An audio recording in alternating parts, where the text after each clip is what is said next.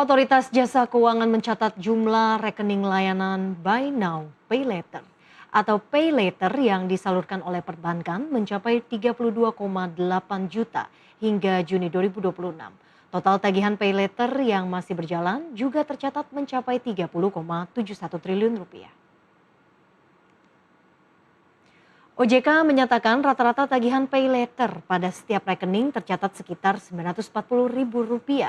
Meski tumbuh 33,54% secara tahunan, porsi Pay Later terhadap total kredit perbankan masih sekitar 0,34%. Risiko kredit juga tetap terjaga dengan rasio kredit bermasalah atau NPL sebesar 2,36%. OJK menilai prospek bisnis Pay Later masih terbuka. Seiring berkembangnya ekosistem digital, meningkatnya kebutuhan akses pembiayaan yang cepat dan mudah, serta perubahan perilaku konsumsi masyarakat. Pay Later perbankan itu kalau melihat data terakhir tentu masih dapat tumbuh signifikan selama setahun terakhir.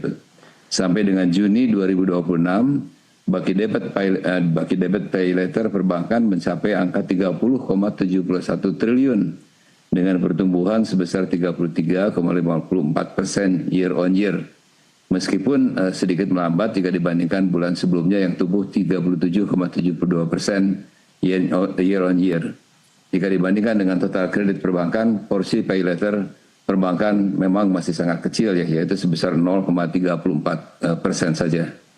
Nah, selanjutnya dapat saya informasikan juga bahwa jumlah rekening Pay Later perbankan itu sudah mencapai angka 32,80 juta rekening dengan rata-rata baki debit untuk setiap rekening itu sebesar 0,94 juta.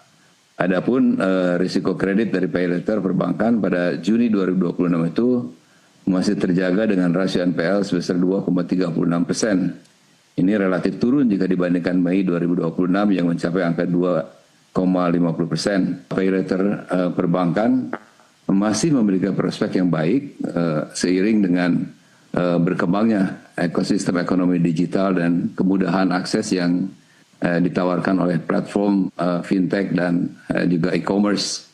Fitur ini memungkinkan masyarakat itu memperoleh pembiayaan konsumtif jangka pendek melalui proses penilaian kredit berbasis data yang dilakukan oleh aplikasi penyedia layanan bekerja sama dengan perbankan sesuai dengan prinsip manajemen risiko dan kehati-hatian.